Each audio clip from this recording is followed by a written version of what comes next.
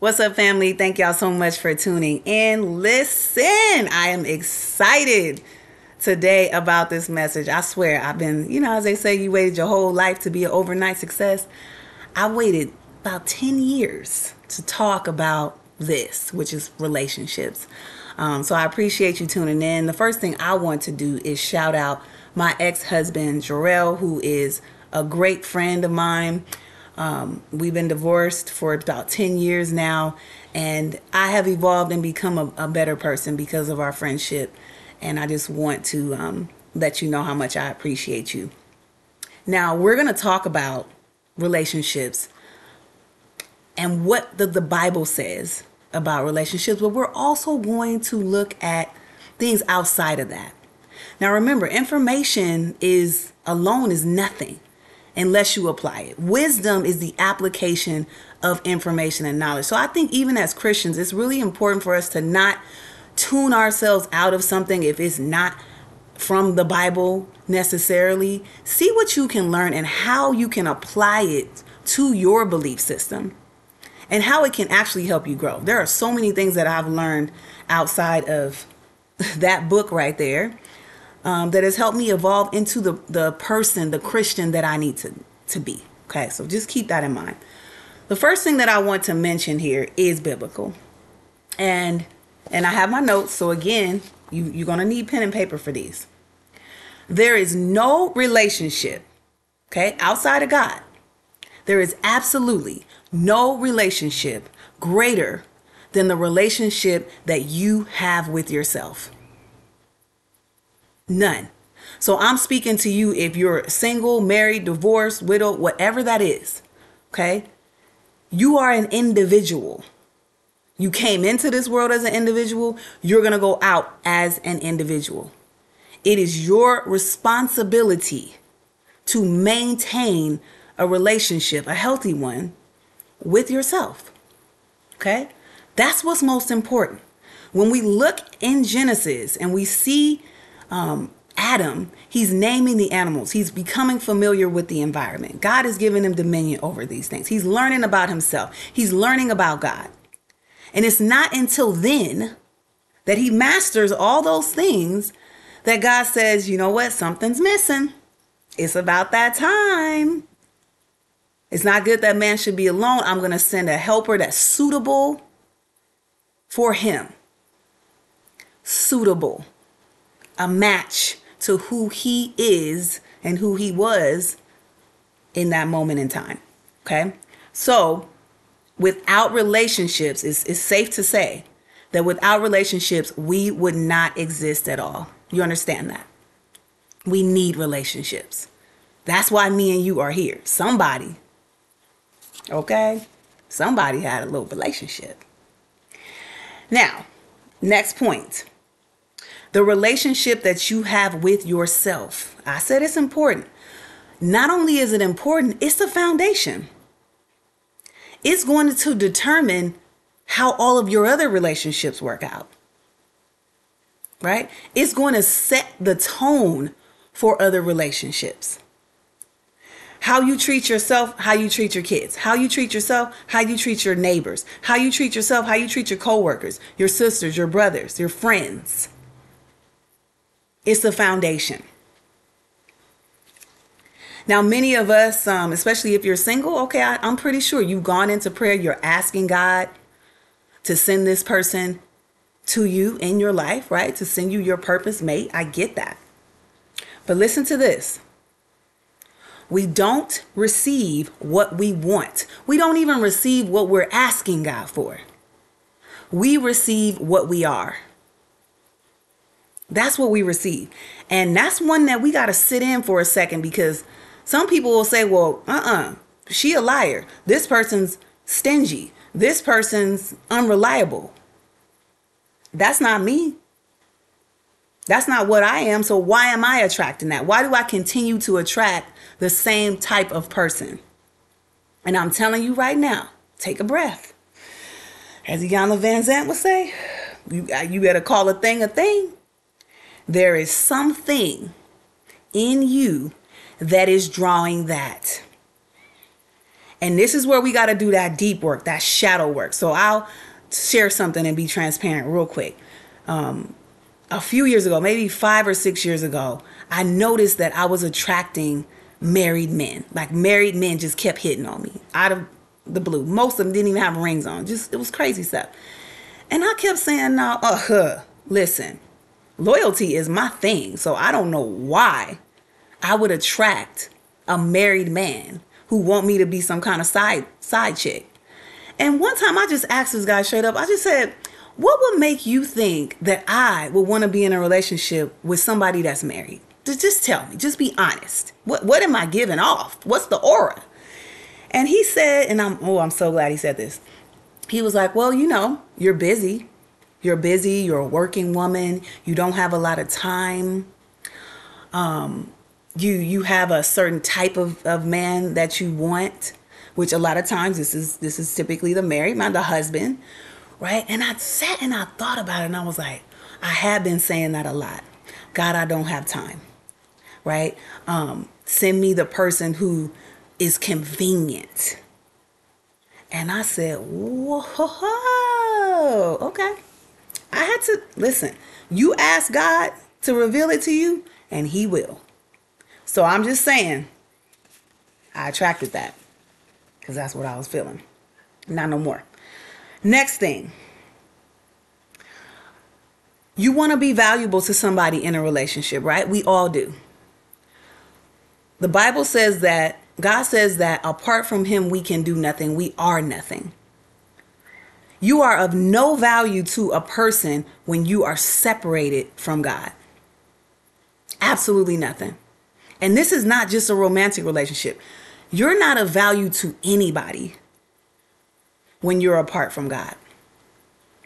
And if you're toxic, if you're negative, if you got past trauma that's showing up and you treating people bad, you also bring no value to that relationship when it's negative. You have absolutely nothing to offer. So when we think about asking God for what it is that we want, this is really important. And this was a game changer for me too. Instead of saying, God, I want this. God, send me this. I want you to ask yourself one question. Why? Why do you want it? And you don't have to even tell anybody. Again, shadow work, get a piece of paper and ask yourself. So we talking relationships. So I'm going to just say, why do you want the husband? Why do you want the wife? Why? Is it because you don't want to show up at the barbecue by yourself? Hey, look, listen. I'm with you on that. But be honest about it.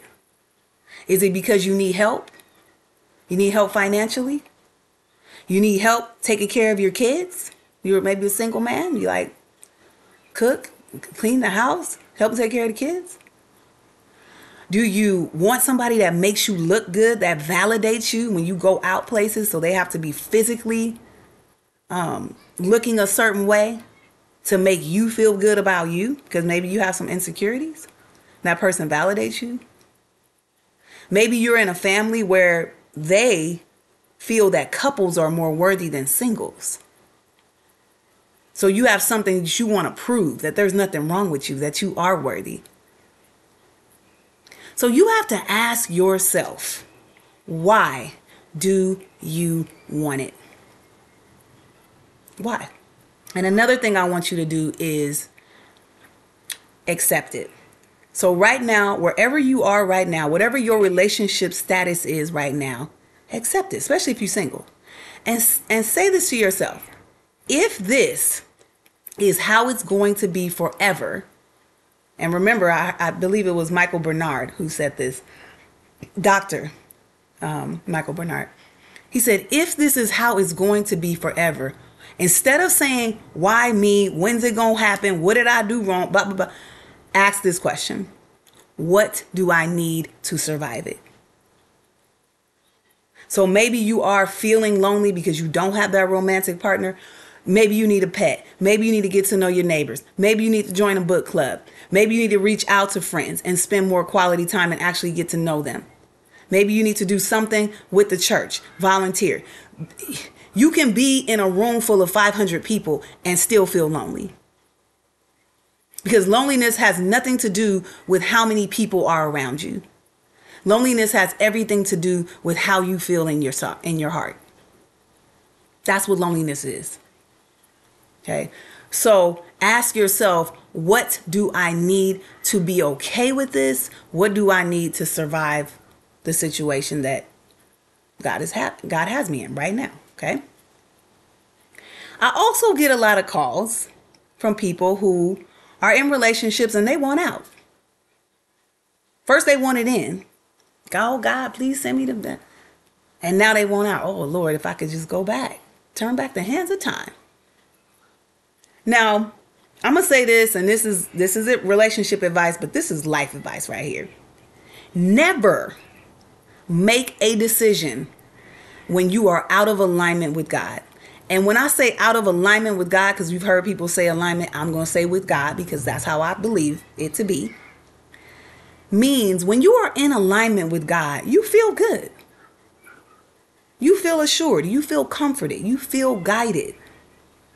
When you're out of alignment with God, you feel confused. And God is not the author of confusion.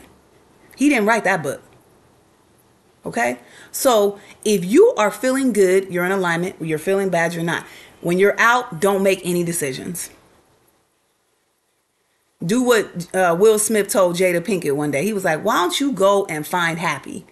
Just go pack your bags, leave, here goes some money, and go get happy and come back. When you find that, he basically was saying, go get in alignment. Because that's not our job to do. You go do that. And then when you come back and you reassess this relationship or this situation, and you feel like, okay, this still isn't where you need to be or working best for you, then fine, because you're doing it from the right space. But the problem is probably you.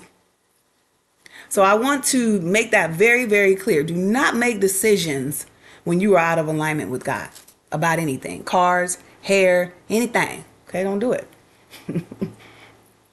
Next point. Focus on what you want. Do you talk about what it is that you want? Or do you focus more on what you don't want? Think about it. And a lot of times we go back into our past relationships and we dig up them old bones. And we're thinking about, oh Lord, don't let him do this. Don't let her do that. Blah, blah, blah, blah, blah. Or we're in a relationship and we refuse to change. So we want to end that relationship. Because now we like, okay, I know what it is that I do want, but we don't change. Next point. Leaving a relationship without changing is only going to bring about the same type of relationship. That's it. You're just hopping from one thing to the next. And that relationship is going to end just like the previous one did. The common denominator, YOU. YOU. So what you want has to be more dominant of an energy than what you have, what's right in front of you. So if you're only focusing on what's missing, you're only going to attract lack. So I was speaking to a friend yesterday and we were kind of talking about money and stuff, and he was like, yeah, I really want to, I'm changing my focus and my mindset and the words I'm using. I'm like, I love that. I love that, because the more we focus on what we want and what we actually have, what we don't realize is you actually have everything that you need. I just finished reading this book called The Alchemist by Paulo Coelho. And I'm not going to spoil it for you, but I will tell you this. The treasure that you're looking for and searching for, you already have. That's the trick. You thinking you need more money. You thinking you need a better job. You thinking you need a better relationship than the one you got. You might just have to work on what it is that you have. Maybe you're not seeing it the way you need to see it. Maybe it's your perspective that needs to change. And how you see it. When you change how you see things, the things that you see will change. Okay? That's a good one. I like that. That which is likened to itself is drawn. Now, biblical and scientific. Like attracts like. Do you want to attract you right now? Be honest. Be honest. I, a few months ago, was like dating or whatever. And, Lord have mercy. Now that I think about what I've gone through in the last 3 months, I was like, thank God that didn't work. Because I wouldn't have been able to offer much of anything to that person. And it's no diss to that person. It's just I'm thinking about what I am and what I needed to grow into and who I'm growing and evolving into. And I would not have be this had I stayed in that. Okay? So, do you want an equal right now? And if you don't, that's okay. Let God continue to grow you. So this next one is when I get married for the second time, I would love for this to be a part of my vows, because there are things that we should vow to one another, but I'm not going the traditional route, because that goes without saying. This next one, the basis of a good relationship is two people feeling good about who they are. Now, why do I mention vows? Because I would say it is my responsibility to ensure that I feel good, that I love myself, that I take care of me, so that I can offer that wholeness, so that I can offer that happiness, so that that joy that overflows can be brought in to my relationship.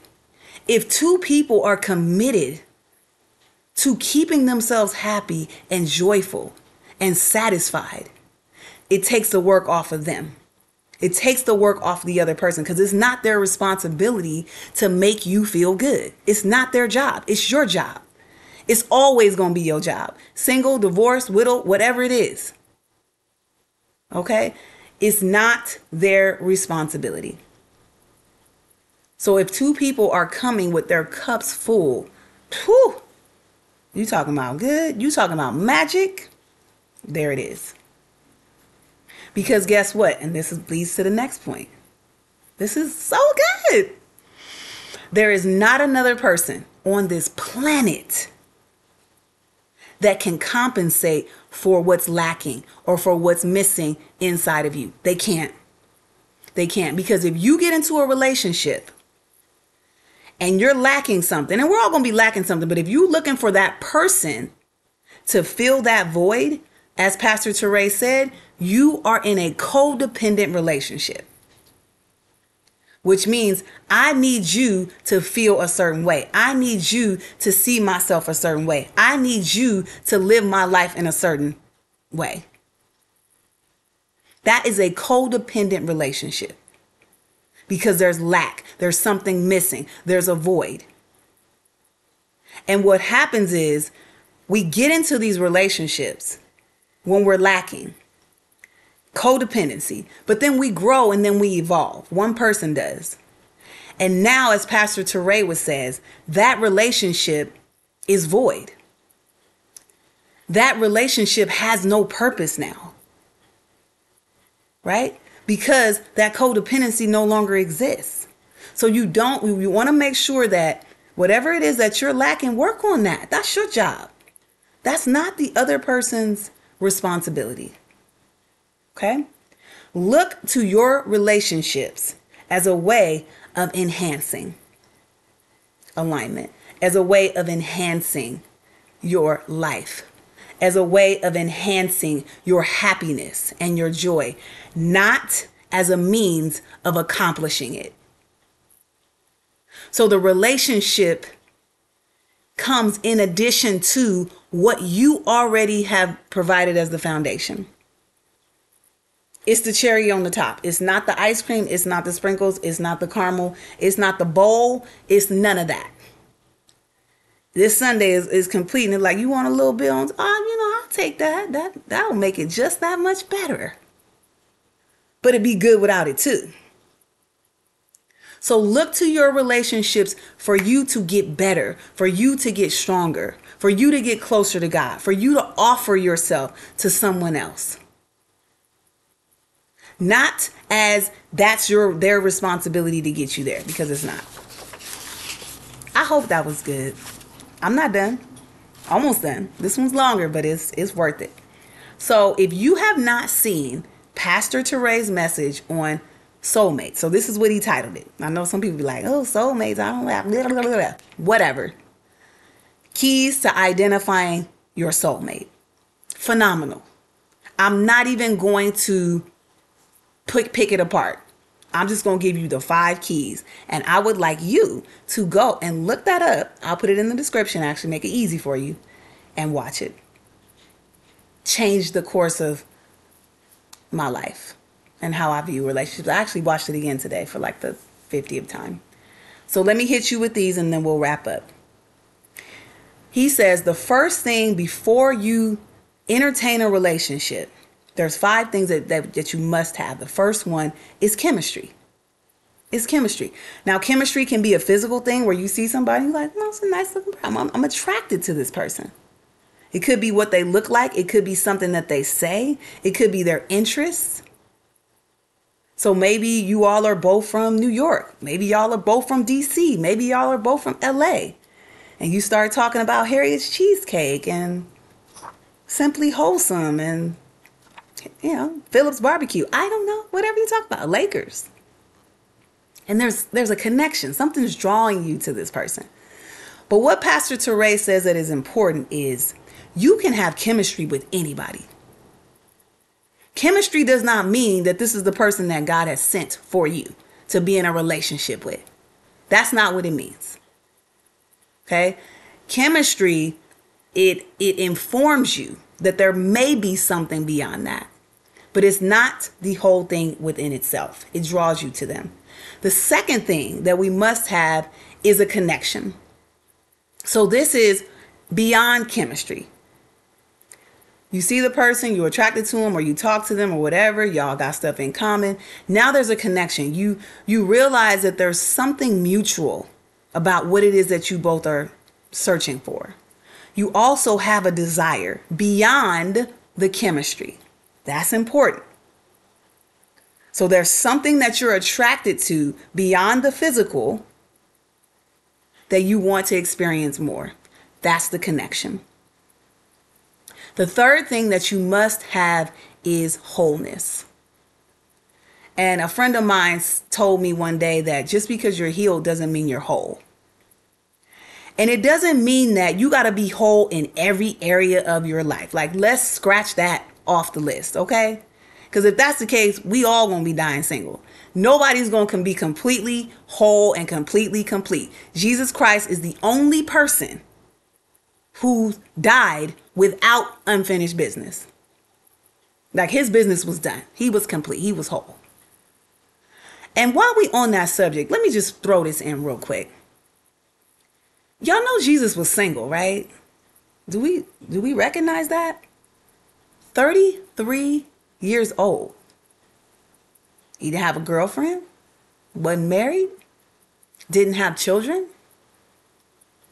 Now, by society standards, which is ridiculous, but by society standards, Jesus was a failure. Because that's how they look at most people. Oh, you 35, you don't have no kids. Oh, you 40, when you gonna get married? But one thing Jesus had, purpose. He didn't need, and I'm not saying you shouldn't need anyone. That's not what I'm saying here. It was not required for him to fulfill his purpose. So I know that's a little segue, but I had to get that in before I forgot. Okay. So number 3 is wholeness. Jesus was whole. You ain't going to be totally whole in all areas, but spiritually, you should be whole. Emotionally, you should be like 95% whole. When it comes to past relationships that you've been in, you should be over that stuff. Seriously. Those are the types of things. Now, if you have childhood issues and you have stuff and trauma and stuff that's going to happen to you, you still going to continue to evolve. That's life, right? But there are some areas where you should be saying to yourself, God, all I need is you, right? These areas are good. Number 4, you need divine confirmation. I love when Pastor Teray says, There's some relationships that we get ourselves into, and there's some relationships that God brings us into. And many times we don't understand the difference. And I feel like we don't give it enough time. Because if you're not sure if this relationship is from God, if God has not sent this person, you should be waiting on it. Because God will speak to you. He will speak to you through that person's actions, or he will speak to you through someone else or in your own spirit. But he will confirm it from you. Do you have a word from God? What does God say about this person? What does God have to say about it? That's so important. Do you feel the presence of God when you're with them? And I know that's tough because I was at Mariposa for a good 2 years and Sugar Daddies before that. I wasn't feeling the presence of God with nobody, and not in those places. It's in the wrong place. But listen, when you get with that person individually, is the spirit there? And if it's not there, that's okay. It's not like you just gonna be like, oh, deuces, sorry. Maybe that's just a friend that you have. You don't have to pursue a romantic relationship with them. Maybe God sent them in your life for some other reason. It wasn't meant for y'all to be booed up. Or maybe the spirit is there, but something else ain't there. That's fine too. Okay, but you need a word from God about all relationships. Number 5, and let me pause this because the street cleaner is coming by. Okay, so number 5, the last thing, which is the most important, is this connection, this relationship. You need chemistry, you need connection, you need wholeness, you need a divine confirmation. And number 5 is all about purpose. Purpose. And like I said, maybe you are living God's purpose for your life right now without the mate. Or maybe you are walking in this direction, that other person's walking in that direction, and God has a bigger plan to put y'all both on the same path to fulfill an even bigger purpose together. Because you're both walking in the same direction towards God. Your soulmate is made for your purpose. God is all about that. He is not the author of confusion. He did not write that book. He's all about timing. Everything has to be done on his time, his way, for his glory, for his purpose, and for yours as well. So again, I appreciate y'all hanging in. I know this was a longer video, but it was good, right? I feel like it was good. Please check out Pastor Teray's video. I'm going to put a link to that into the description. And just know that God loves you. He's not withholding anything from you. Embrace the space that you are in right now. Love y'all.